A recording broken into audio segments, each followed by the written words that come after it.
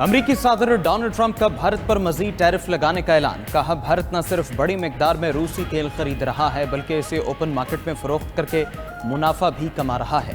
भारत को यूक्रेन में होने वाली हलाकतों की कोई परवाह नहीं, इसी वजह से भारत पर अब मजीद टैरिफ आयद करेंगे। दूसरी जानिब सदर ट्रंप का 32वीं बार पाक भारत जंगबंदी का तस्करा। मीडिया से गुफ्तगू में ट्रंप ने कहा कि पाकिस्तान और भारत समेत बहुत से ममालिक में जंगें रुकवाई, भारत और पाकिस्तान के मसले का हल निकाला। मैं अब तक 5 जंगें खत्म करवा चुका हूं।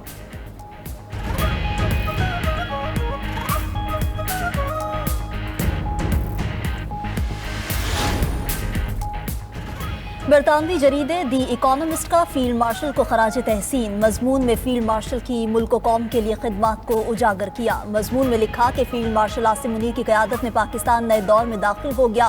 फील्ड मार्शल आसिम मुनीर अमरीका से ताल्लुकात को नई जहत दे रहे हैं। ट्रंप से व्हाइट हाउस में उनकी निजी मुलाकात खित्ते में सफारती तब्दीली का आगाज थी। अमरीका पाकिस्तान से असलहा और इंसदाद दहशतगर्दी ताउन की बहाली पर काम कर रहा है। पाकिस्तान को बख्तरबंद गाड़ियां, नाइट विजन आलात देने पर गौर किया जा रहा है। ये जनूबी एशिया, चीन और मशरिक वुस्ता में अमरीकी पॉलिसी में बड़ी तब्दीली का इशारा है। अमरीकी ओहदेदार ने पाकिस्तान की दाइश के खिलाफ कार्रवाइयों का एतराफ़ किया। अमरीकी पॉलिसी साज भारत की तकरीबी सरगर्मियों का जायजा भी ले रहे हैं। आलमी सफारतकार और सरमायाकार बराह रास्त फील्ड मार्शल से राब्ते में हैं। सदर ट्रंप के करीबी हल्के पाकिस्तान के क्रिप्टो और माइनिंग सेक्टर्स में सरमायाकारी में दिलचस्पी रखते हैं।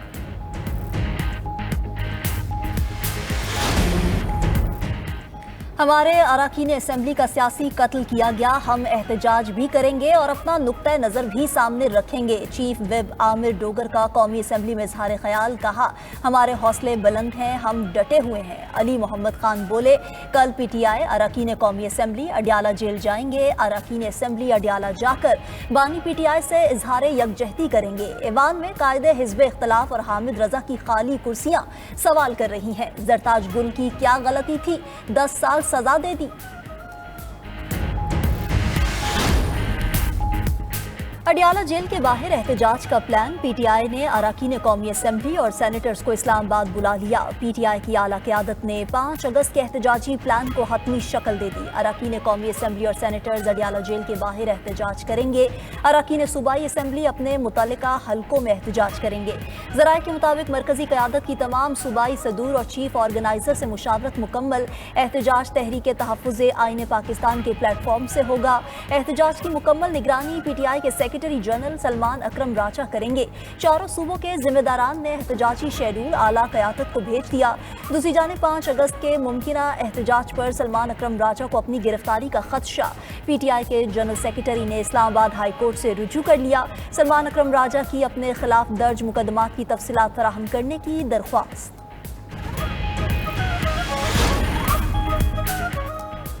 मुल्क की मईशत में बेहतरी और तिजारती पॉलिसियों के असरात पाकिस्तान के लिए अमरीका सबसे बड़ा बरामदी मुल्क बन गया। पाकिस्तान का अमरीका के साथ तिजारती सरप्लस 4 साल में 14 अरब 44 करोड़ डॉलर तक पहुंच गया। 4 साल में पाकिस्तान ने अमरीका को 23 अरब 24 करोड़ डॉलर की बरामदात की। अमरीका से 8 अरब 80 करोड़ डॉलर की एशिया दरामद की गई। ज़राए वजारत तिजारत के मुताबिक गुज़श्ता साल का अमरीका के साथ तिजारती सरप्लस 4 अरब 9 करोड़ डॉलर था। 2023-24 में अमरीका को 5 अरब 84 करोड़ डॉलर की बरामदात की गई थी।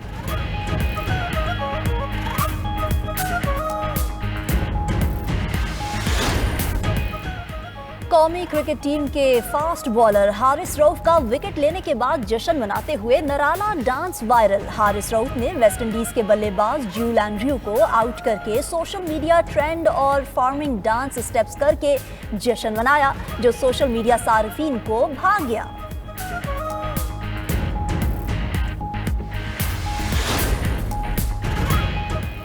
हुकूमत का 27वीं आईनी तरमीम के लिए पीपल्स पार्टी से मुशावरत का फैसला। 18वीं तरमीम में मौजूदा सुखम को दूर किया जाएगा। हुकूमती ज़राए के मुताबिक मुशावरती अमल कौमी असम्बली के इजलास के दौरान जारी रहेगा।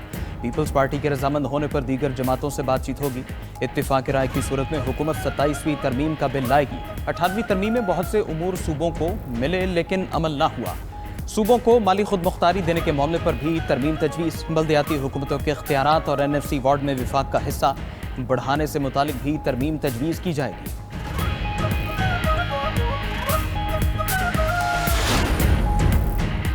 हमारा मुकाबला ऐसे दहशतगर्दों से है जो आम मुजरिम नहीं, पुलिस को जदीद टेक्नोलॉजी से लैस कर रहे हैं। पेशावर में वज़ीर आला अली अमीन गंडापुर का पुलिस शोहदा की तकरीब से खिताब। कहा, पुलिस की बुलेट प्रूफ गाड़ियों में इजाफा करेंगे। पुलिस के शोहदा पैकेज में इजाफा किया है। शोहदा ने हमारे और हमारे बच्चों के मुस्तकबिल के लिए जानें कुर्बान की। दूसरी जानिब गवर्नर खैबर पख्तूनख्वा फैसल करीम कुंडी की अली अमीन गंडापुर पर तनकीद।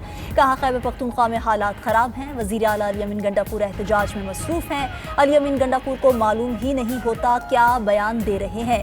वज़ीर आला खैबर पख्तूनख्वा का जब सॉफ्टवेयर अपडेट होता है तो बयान से मुकर जाते हैं।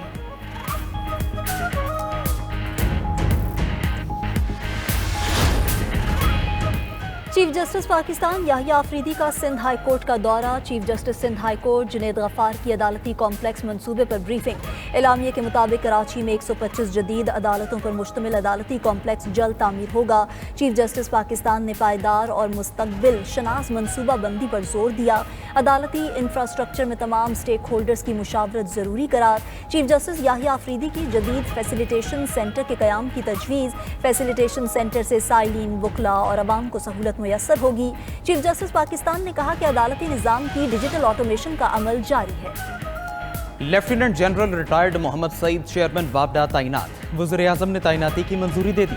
वज़ीर आज़म शहबाज शरीफ से lieutenant general retired Mohammad Saeed की मुलाकात में नायब वज़ीर आज़म और वज़ीर ख़ारजा इसहाक़ डार भी शरीक थे। शहबाज शरीफ ने कहा, उम्मीद है मोहम्मद सईद बतौर चेयरमैन वापडा ऐसे तरीके से फ़राइज़ सर अंजाम देंगे।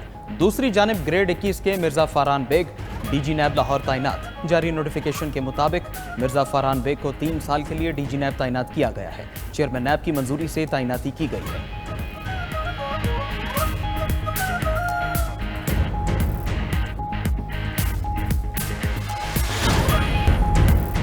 मुल्क में मानसून का छठा स्पेल जारी। रावलपिंडी और इस्लामाबाद में बारिश। पानी की सतह बुलंद होने से रावल डैम के स्पिलवेज खोल दिए गए। सियालकोट समेत पंजाब के मुख्तलिफ इलाकों में भी बरसात। मुल्क के बेशतर इलाकों में आज से तेज हवाओं के साथ बारिश मुतवक्के। बारिशों का सिलसिला 7 अगस्त तक जारी रहेगा। 5 से 10 अगस्त तक मुल्क भर में दरियाओं में सैलाबी सूरत हाल का खतरा। NDMA के मुताबिक जहलम, चनाब, काबुल समेत तमाम बड़े दरिया भर सकते हैं। तमाम दरियाओं में दरमियाने से ऊंचे दर्जे के सैलाब का खदशा। गिलगित बल्तिस्तान में शदीद सैलाब का इम्कान। हुंजा, शिगर, खुंजराब और दीगर इलाकों के मुतासिर होने का इम्कान है।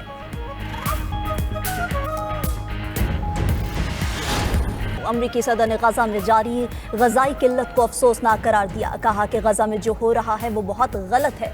हम नहीं चाहते गजा में शहरी भूख से मरे। दूसरी तरफ इसराइल के 600 से जायद साबिक सिक्योरिटी एहलकारों का ट्रंप को खत। गजा में जंगबंदी के लिए किरदार अदा करने का मुतालबा कर दिया। मोसाद समेत इसराइली खुफिया एजेंसीज के साबिक सरबराहान खत लिखने वालों में शामिल। खत में मुतालबा किया गया कि ट्रंप नेतन्याहू पर जंग खत्म करने के लिए दबाव डाले।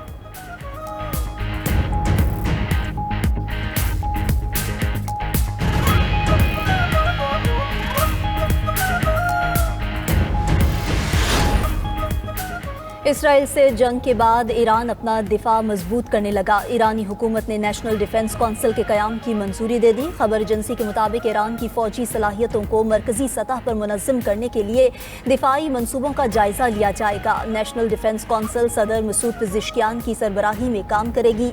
ईरानी आर्मी चीफ का कहना है कि इसराइल की तरफ से खतरात बदस्तूर मौजूद हैं, इन्हें नज़रअंदाज नहीं किया जा सकता। यमन के साहिल के करीब कश्ती उलटने से 68 तारकीन वतन हलाक, 74 लापता हो गए। खबर एजेंसी के मुताबिक तारकीन वतन की 54 लाशें खानफर के साहिल पर मिली हैं। कश्ती में 154 इथोपियन शहरी सवार थे। खराब मौसम की वजह से कश्ती समुंदर में डूबी।